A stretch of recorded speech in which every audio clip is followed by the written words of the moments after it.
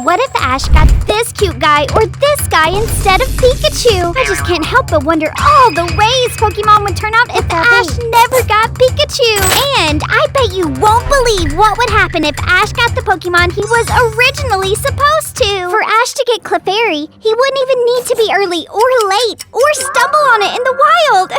The thing is, no matter what Ash does, the writers would just make the plot suitable for Ash to get Clefairy. So let's say Ash wakes up late as usual, races to meet Professor Oak, sees that Squirtle, Bulbasaur, and Charmander are all taken. But instead of Pikachu, Professor Oak would give Clefairy to Ash. Man, we wouldn't have a story if Ash got this cute little guy, because they would both die before the second episode. At least Ash and Oak wouldn't get shocked. Clefairy wouldn't be strong enough to defend Ash against the flock of Spearow, like Pikachu did in the first episode. This means they both wouldn't survive this encounter, unless the writers wanted them to. But I can't imagine Clefairy being a perfect match for Ash because it looks so girly. Thank goodness the producers saw that and dropped the idea. But what if the idea was for Ash to get a Spearow as his starter Pokemon? Ash would have to turn up late, causing Professor Oak to give him only 6 Pokeballs and a Pokédex. So Ash would set out into the wild where he would encounter a Spearow. All Ash would want at that moment is his own Pokemon. So determined, Ash would swiftly grab a Pokeball, aim a Pokeball instead of a rock, and successfully capture the Spearow. Spearow wouldn't be as stubborn as Pikachu was, so as Ash commences his journey and encounters several Pokemon, Spearow wouldn't hesitate to obey its trainer and catch them all, from grass types to flying types and even a few water Pokemon. Ash would then learn to train and comprehend his Pokemon's abilities until he achieves a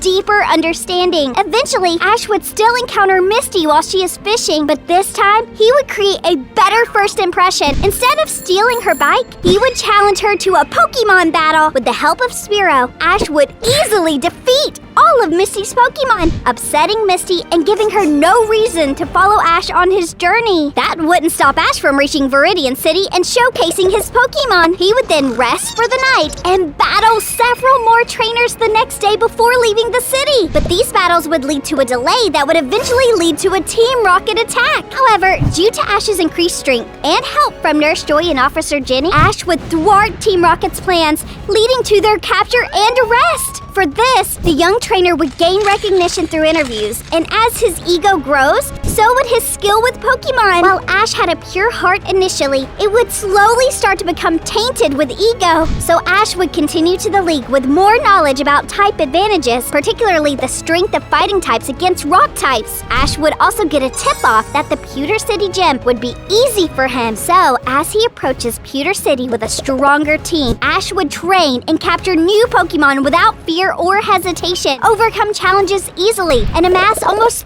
30 more Pokemon. With Spearow, he would have time to understand the basics before serious situations arise, learning early on what it means to be a trainer, thus preventing similar inexperienced situations like he faced in the original timeline he got Pikachu. This means with Spearow as his starter Pokemon, Ash would eventually be the very best, except he would be so proud. But I don't think he would be so proud or the very best if his starter Pokemon was Caterpie. To get Caterpie, Ash would have to be late and ruin his chance at getting a Pokemon from Professor Oak, so he would run to the forest to catch a Pokemon himself, because of course that's what he would have done. Can you imagine him actually giving up on his dream of becoming a Pokemon master because he woke up late? My mans can't take no for an answer. Know who else can't take no for an answer? Me! And the question I am asking is, will you subscribe to my channel? Do subscribe, or I will catch you with my Pokeball, just like Ash would catch Caterpie. And after catching Caterpie, Ash would use it on Brock and win on a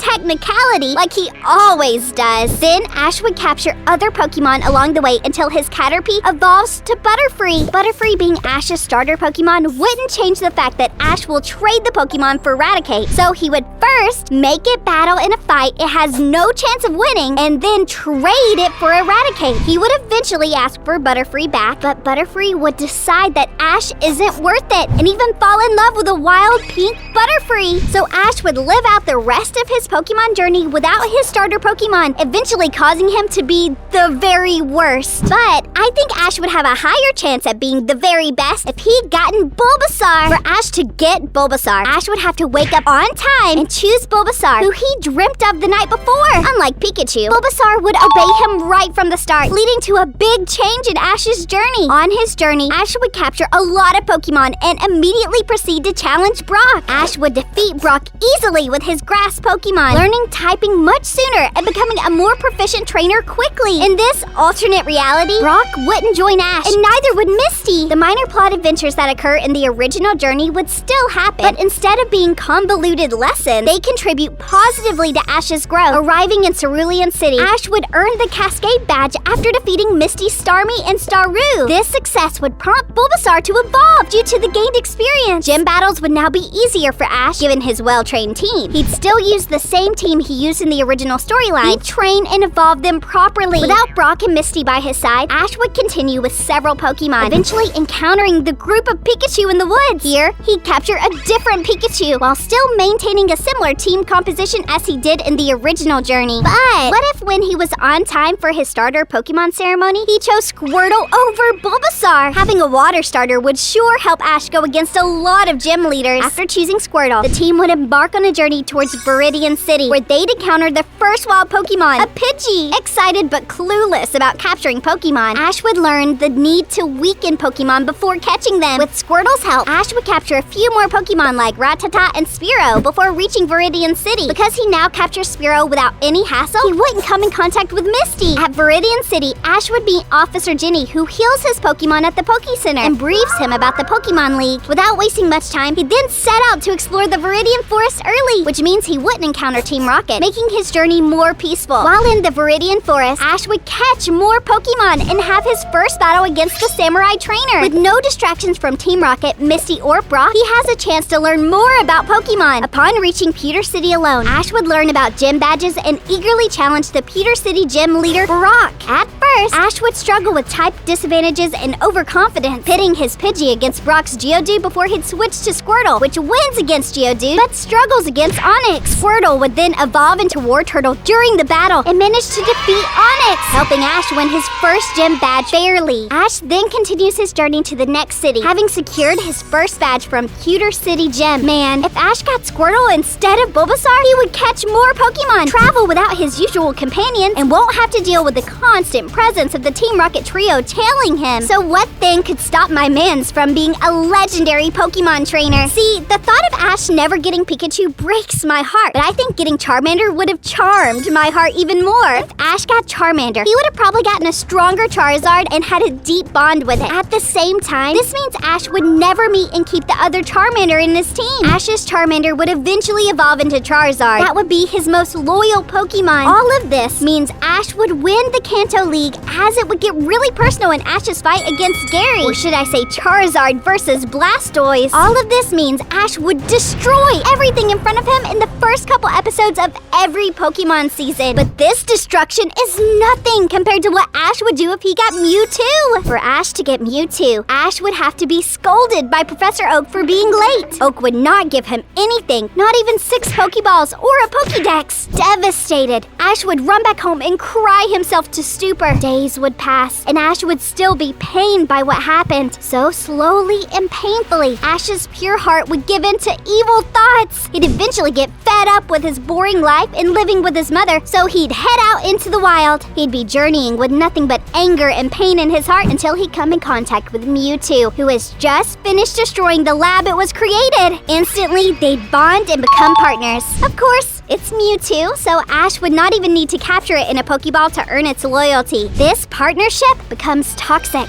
and not long after, Ash would use Mewtwo to wreak havoc on the entire Pokemon world. So the story of Pokemon would turn out to be one where everyone is on a mission to take down Ash Ketchum and his evil Pokemon. That is mind-boggling. But do you know what boggles my mind even more? This theory that states Ash was destined to get Pikachu. Hear me out. This theory speculates that Professor Oak planned to give Ash this Pikachu from the very beginning. Riddle me this. Why would a sound professor, known throughout the Pokemon world for his research in Pokemon, just have a stubborn Pikachu stored in a secret compartment in his lab? You see, in the movie Forever Celebi, Voice of the Forest, a time travel event occurs that has young Professor Oak from the past sent to Ash's timeline where he meets and bonds with Ash. Could it be that this meeting and bonding is where Professor Oak had the idea of giving Ash a Pikachu? Is this why Professor Oak had the same stubborn Pokemon he saw in the future in a secret compartment in his lab? Is this also why Team Rocket constantly assumes that Pikachu is no mere coincidence in itself? The more I think of this theory, the more I see that Ash was not late for his starter Pokemon ceremony. He was right on time. So be like Ash and be right on time to check out this video where I cover 32 Pokemon who were caught in real life. Hurry up and watch it before it gets taken down.